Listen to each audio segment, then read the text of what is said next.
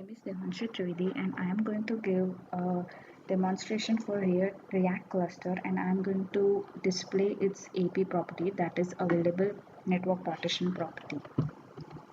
So in this project I have created a VPC, and in that I have a public subnet and a private subnet.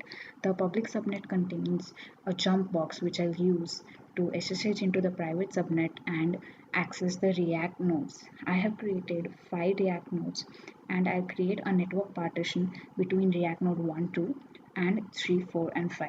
These are my EC2 instances. This is my jump box, which is, as you can see, has a public IP address, so it's in a public subnet, and this is the security group which has ports 80, 22 and 443 open. This is my RIAK node 1. It has a private IP address, and the security group is this port 8098, port 8087, and a range of port 02655535. Now we are going to test our RIAK nodes.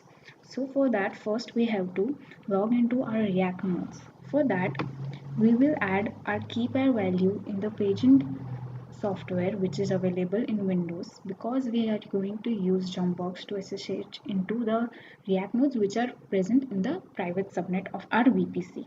For that, here I have SSH into my Jumpbox which is in the public subnet, and we will SSH into our RIAK node 1. As you can see, we have logged into SSH into the node 1. Similarly, I have SSH into all the nodes. Here we are going to check 5 test scenarios. These are the 5. We will first make a healthy test check, then we'll create a network partition, then we'll do an unhealthy test, and we'll recover the network partition, and then again we will do a health check. To start with, let's do the healthy test. In this case, we'll add a key in the primary node, that is the node 1 of our RIAK cluster, and test if it is available in all the other nodes. We will use a curl command to put a key in the primary node 1. As you can see here, the key is added using RIAK primary node 1. Now we'll check if this key is available in all the nodes. We will again use a curl command to test. We can see that we have received the key in node 1.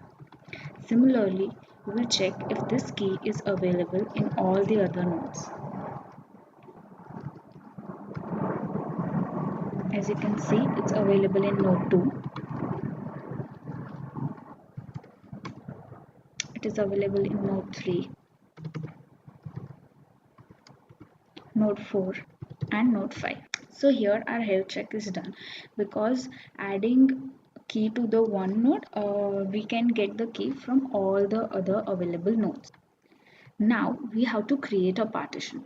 For creating a partition, we will use the iptables command, and to test this, we'll try getting the document key using the curl get command for all the nodes through node 1. To create a partition, we will use this iptables command in node 1 and node 2. This is our node 1, node 3, node 4 and node 5. Similarly, we will run these commands for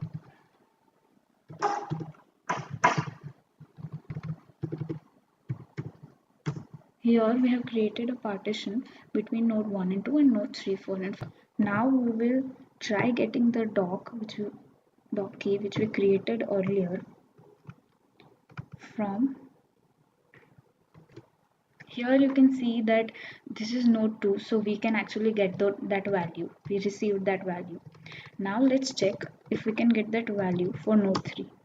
As you can see that it's trying to connect to node 3, but it can't because we created a network partition. Similarly, we can't connect to node 4 and 5 as well. So we have shown that a network partition is created successfully. Now let's do the unhealthy test.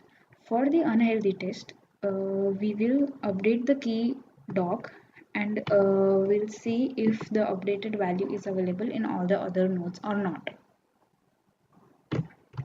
We'll run this put command at in node 1, and then we'll use the get command in node 1 to see the updated value.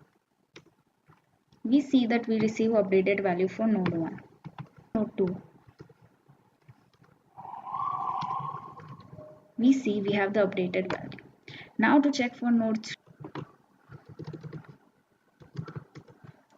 we can see that we receive the old value for node 3. Similarly, when we check the value for node 4 and 5, we see that we have the old value and not the updated value. Thus, we see that we have an unhealthy check. Now, the next point is recovery. We have to recover and drop the network partition. We will do this by running the iptables command for node 3, 4 and 5 in node 1 and 2. Okay.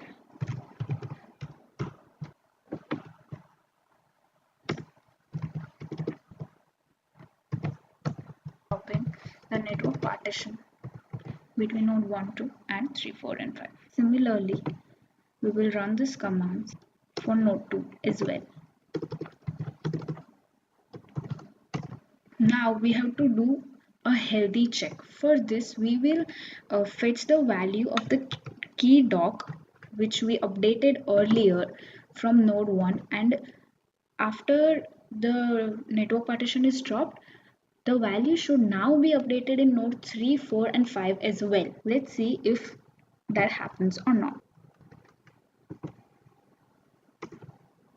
As you can see in node 3, that is IP address 10.0.1.48, we have the updated value. Similarly, let's see if this is the case for node 4 and 5.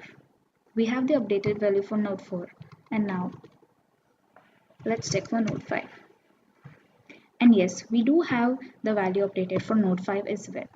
Thus, we have seen the network partition has been removed and we have a healthy check done. I am going to talk about MongoDB cluster, and I am going to demonstrate the CP property. CP stands for consistency and network partition tolerant. This is my design diagram. Here I have created a VPC, and it has a public subnet in which there are 4 MongoDB nodes. Now MongoDB is a master slave node. So there is 1 primary node and 3 secondary nodes. The user writes to the primary node and reads from it. The primary node replicates the data updated in the primary node to the secondary node. The MongoDB setup cluster setup is an Ubuntu server created in Compi 281 VPC. These are my 4 MongoDB nodes, and as you can see, each one has its own private IP address which I have assigned using Elastic IP, and the security group is MongoDB cluster. This is the security goods group. The open ports are 22 and 27017, which is MongoDB port. Here we are going to talk about 5 different scenarios. First is the health test, in which we'll check the health of the cluster. Then we'll create a network partition. Then we'll do an unhealthy cluster test check, and then we'll recover the network partition, and again we'll do the health check to check the health of the cluster. To start off, and I have logged into the 4 MongoDB instances. This is node 1, node 2, node 3 and node 4. First, let's do the health check. To check the health of the cluster, we add data to the primary node and it should be populated to all the secondary nodes as well. To start off, we have to log into our Mongo from all the nodes. Here you can see we have logged into node 1, node 2, node 3 and node 4.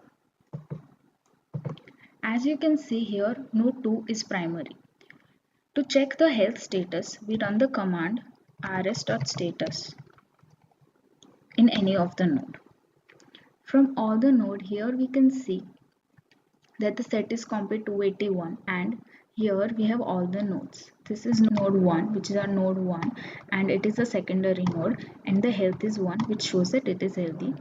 Similarly, this is our node 2, which is our primary node, and it is also healthy. Node 3 is also healthy, and it is a secondary node. Node 4 is healthy, and it is a secondary node. So all the nodes are healthy, and thus we have the health check. To check the health, let's insert a data from the primary node and check if it is available in all the secondary nodes as well. Here we have wrote an insert command, and we have added an item coffee of cost 10 and quantity 1 in the primary node. Now let's check if the data is available in all the secondary nodes. This is node 1. We will run the find command, and as we can see, we have got the item coffee cost 10 and quantity 1 in node 1, which is a secondary node. Similarly, when we run the command find command in node 3, we get the item. Also, we get the output in node 4. So our health test is done. When we added a value in the primary node, the data was populated in all the secondary nodes. Next check is to create a partition. So we will use iptables command to create a partition. To create a partition, what we do is we run this command in the primary node and drop all the other 3 secondary nodes. In this way, we create a network partition between the primary node and all the secondary nodes. So here our primary node is Mongo node 2. To create the firewall, we first have to exit from Mongo. Now we run our iptables command and create a firewall between the primary and node 2. Similarly for node 3 and node 4. Now we again log into our Mongo. We have created the network partition, and let's check what is the status of the cluster. As you can see, after creating the partition, the node 1 health is 0 and it is not reachable. The node 2 health is 1 and it is secondary. Node 3 is 0 and its state is not reachable. Node 4's health is 0 and it is not reachable, which indicates that it is unhealthy.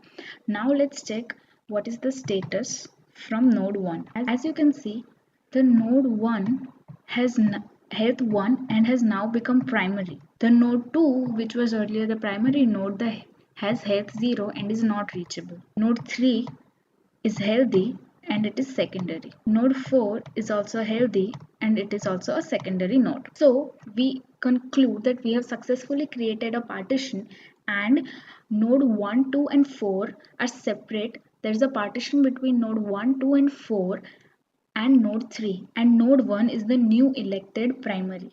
Next check is our unhealthy check. In this check, we will update the test DB value and check if the new value is visible in all the nodes. We will update the item from coffee to black coffee. As you can see, we have updated the value. Now let's check if this value is available in all the other nodes as well. We will set the slave OK, and we will find the value in node 2. As you can see here, the item is still coffee because node 2 was partitioned from node 1, 3 and 4, so the value is not updated here. In node 3, we see that the item is now updated to black coffee. Similarly, in node 4 as well, the item is updated to black coffee. So our unhealthy test case is passed. The next is the recovery test. In the recovery test, we will again run the sudo iptables command, and we will now drop the partition. We will move out of the Mongo node 2 and run the iptables command. -d stands for dropping the firewall.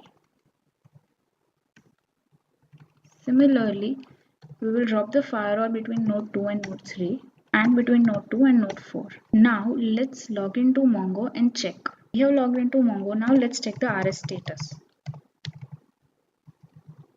Here, as you can see, node 1 is still the primary node and it is healthy. Node 2 is now also healthy and it is the secondary node.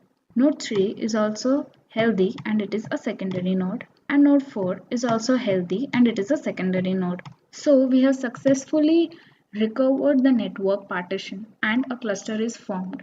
Now let's get back to the health check. Since the node 2, which was earlier partition, we have dropped the partition, so the node 2 should also display the updated value. Let's see if that is the case. So right now we are in Mongo node 2. Let's see the value. And we can see that the item is updated to the new value, that is black coffee, successfully. Thus our last test case is also passed.